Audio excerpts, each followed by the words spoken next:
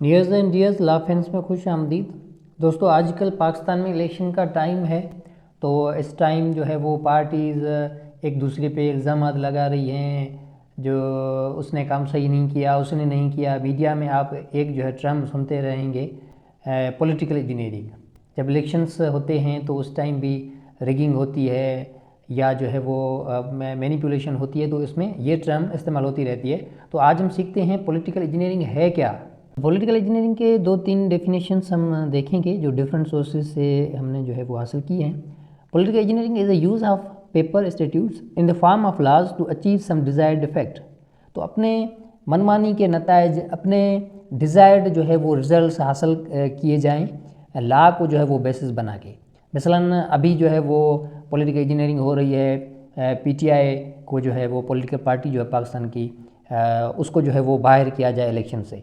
तो election commission ने क्या किया है, एक उसका जो बले का निशान है वो नहीं दिया है और कहा है कि जो इंट्रा पार्टी इलेक्शंस आपने किए हैं वो गैर कानूनी है, वो अनकॉन्स्टिट्यूशनल है, वो लॉ के बेसिस पे नहीं इलेक्शंस हुई है। तो ये पाकिस्तान में कौन सी पार्टी जो है वो इंट्रा पार्टी इलेक्शंस करवाती है डेमोक्रेटिक वे से? हर पार्टी में येस मैन का सिस्टम है। तो ये जो है वो क्या है, लॉ को बेसिस बना के पॉलिटिकल इंजीनियरिंग की गई है। दूसरी डेफिनेशन को देखते हैं। Political engineering is a means of maintaining control over power. Power पे अपना कंट्रोल जो है वो मेंटेन करना किसी भी तरीके से, लीगली चाहे इलीगली, कानूनी तौर पे या गैर कानूनी तौर पे, लेकिन जो है वो पावर पे कंट्रोल मेंटेन करना है। तो ये पॉलिटिकल इंजीनियरिंग है। Political engineering is a way of protecting vested interest. जो वेस्टेड इंटरेस्ट हैं उसको जो है वो बचाना, तो ये क्या है, ये पॉलिटिकल इंजीनियरिंग है।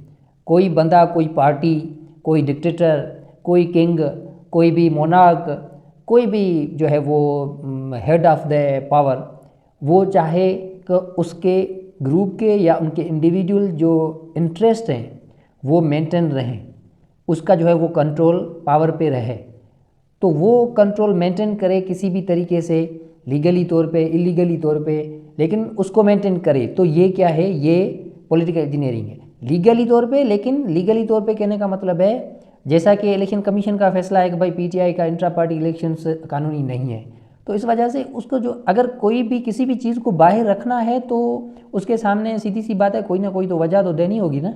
तो उसको वजह को सर्च किया जाता है, क्योंकि वो पहले ही तयशुदा है कि इसको जो है वो एक साइड पे करना है, लेकिन उसका सबब देना है। तो सबब ढूंढना, मतलब कहने का कि पहले ही जो है वो फैसला आपका तयशुदा हो, लेकिन उसको जो है फैसला बताने के लिए या किसी चीज़ को बाहर करने के लिए, अपना पावर कंट्रोल करने के लिए, अपना पावर मेंटेन करने के लिए, जिस चीज़ का आप जो चीज़ सामने रखेंगे वो कानूनी रखेंगे और बताएंगे कि ये जो है, ये इसमें जो है वो गैप है, वो गैप आप कानूनी बताएंगे लेकिन वो डेलिबरेटली आप बताएंगे। तो ये पॉलिटिकल इंजीनियरिंग है। डॉन एडिटोरियल में ये डेफिनेशन है पॉलिटिकल इंजीनियरिंग की, a strategy employed to manipulate poll outcomes.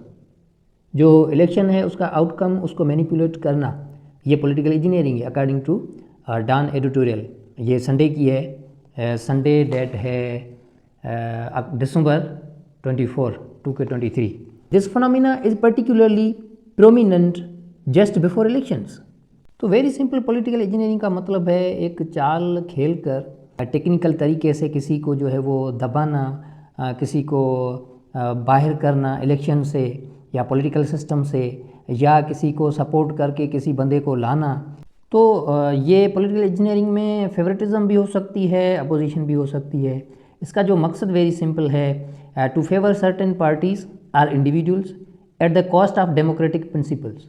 तो आए एक political and constitutional analyst and advocate जो है वो हामिद खान, एक राइटर भी है, पाकिस्तान की आईनी तारीख जो एक बेहतरीन बुक है उसका राइटर है।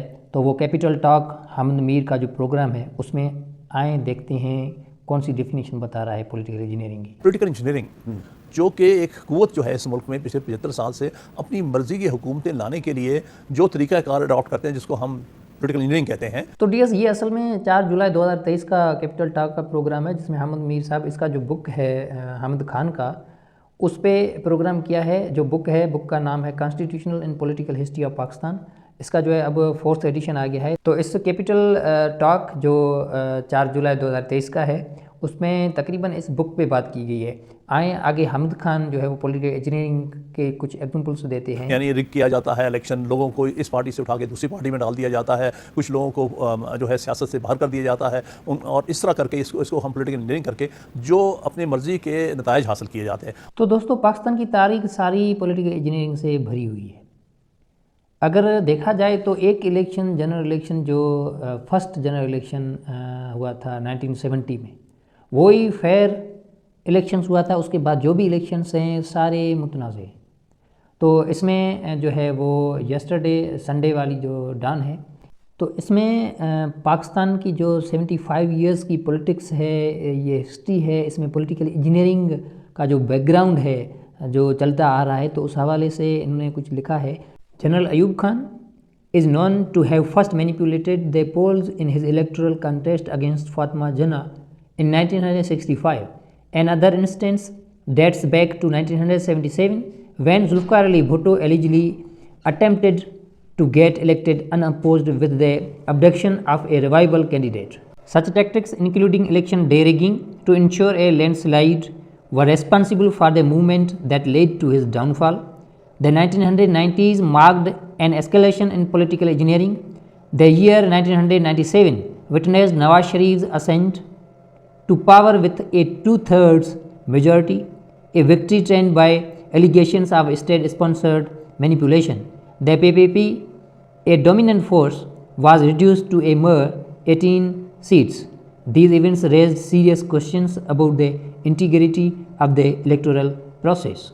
उसके बाद MQM का हवाला है कि MQM ने जो कराची में पॉलिटिकल इंजीनियरिंग की वो लिखा हुआ है। तो दोस्तों, ये पॉलिटिकल इंजीनियरिंग है, किसी भी तरीके से उसको ला जो है कानून को बीच में लाकर किसी को पावर से, पॉलिटिक्स से बाहर रखना, या कानून के अलावा किसी को डेलिब्रेटली सपोर्ट करके उसको लाना, जैसा कि 2018 में जो हुआ था, जिसकी गवाही 4th edition of constitutional and political history of Pakistan जो बुक है हामिद खान का, उसमें दी गई है एविडेंस, और हामिद खान एक्सेप्ट करता है। आए देखते हैं हामिद मीर का कैपिटल टॉक शो, उसमें क्या कहता है हामिद मीर और उसका जवाब क्या देता है हामिद खान। लोगों ने देखा कि 2018 के इलेक्शन में पॉलिटिकल इंजीनियरिंग हुई और इमरान खान साहब को लाया गया, और फिर उनको निकालने के लिए भी पॉलिटिकल इंजीनियरिंग हुई, और अब उनको सियासत में बैन करने के लिए भी पॉलिटिकल इंजीनियरिंग हो रही है। बिल्कुल सही है, बिल्कुल सही। आपकी किताब में जो 4था एडिशन है उसमें 2018 की पॉलिटिकल इंजीनियरिंग का जिक्र है। जी जी है, बिल्कुल है। तो दोस्तों, ये था पॉलिटिकल इंजीनियरिंग जो 75 इयर्स से चलता आ रहा है। आज भी ये जो है वो पाकिस्तान में पॉलिटिकल इंजीनियरिंग की जा रही है। किसी पार्टी को लाना है, किसी को बाहर करना है, तो इसमें जिस इदारों को सियासत में नहीं आना चाहिए वो भी आ रहे हैं इनडायरेक्टली। पता तो हर किसी को है कि भाई क्या चल रहा है। तो बहरहाल हर इदारा आइन की हदूद में रहते हुए काम करे तो वो अच्छी बात होगी, और आइन के हदूद जो हैं, जिस डिपार्टमेंट का, जिस इदारे के जो हदूद हैं, उनमें रहकर अगर वो इदारा काम करेगा तो उसमें ही पाकिस्तान की तरक्की है। बाकी अनकॉन्स्टिट्यूशनली काम करने से डेमोक्रेसी डीरेल होगी, जिस वजह से जो है वो पाकिस्तान तरक्की नहीं करेगा, और जो है वो डेमोक्रेसी वो भी मजबूत नहीं होगी। तो इससे बेहतर है जो कॉन्स्टिट्यूशन में वाज़े दिया गया है, जिस इदारे का जो काम है, जुडिशरी का जो काम है, लेजिस्लेटिव का जो काम है, एग्जीक्यूटिव ब्रांच का जो काम है, उसके अलावा लॉ इन्फोर्समेंट एजेंसीज़ हैं तो वो एग्जीक्यूटिव ब्रांच में आती हैं। तो हर इदारा कॉन्स्टिट्यूशन के तहत उसका जो अपना एक्ट है, उसका जो रूल्स एंड रेगुलेशंस हैं, उसके तहत काम करे, जिसमें जो है वो पाकिस्तान का भला है, जिसमें पाकिस्तान की तरक्की है। बाकी अनकॉन्स्टिट्यूशनल वेज एंड मीन्स से जो 75 ईयर्स से चलता आ रहा है, अगर हमने पास्ट से गुज़रा हुआ वक्त, उससे अगर हिस्ट्री से हमने नहीं सीखा तो, क्योंकि सबक तो हमें मिल चुका है, हम तरक्की कैसे कर सकते हैं, डेमोक्रेसी कैसे मजबूत हो सकती है। तो अगर आइन को जो है फॉलो किया जाए और उसको हकीकी मानी में सही जो है वो माना जाए, उसमें ही पाकिस्तान की जो है वो तरक्की होगी और उसमें ही डेमोक्रेसी जो है वो मजबूत होगी।